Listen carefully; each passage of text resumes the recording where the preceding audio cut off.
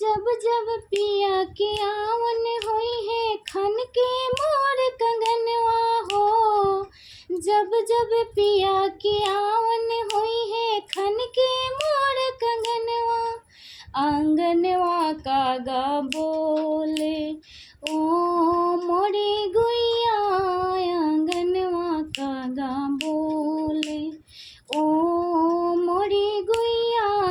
आंगनवा कागा बोले बेरी बेरी पूछू तो से कागा काहे बोले अंगनवा हो। बेरी बेरी पूछू तो से कागा काहे बोले अंगनवा।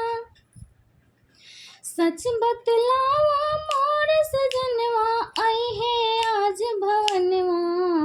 सोने से तुर ठोड़ जड़ाइब ठो। सोने से तुर ठोड़ बढ़ाइब आपन बेच कंगनवा। आंगनवा कागा बोले ओ मोरी गुइया।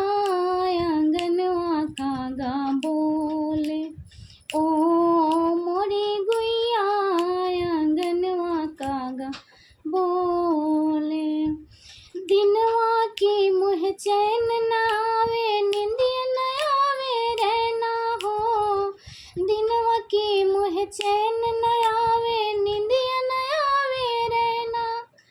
सपना भैले सुख के निंदिया। सपना भैले सुख के निंदिया।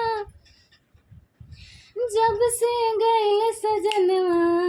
आंगनवा कागा बोले।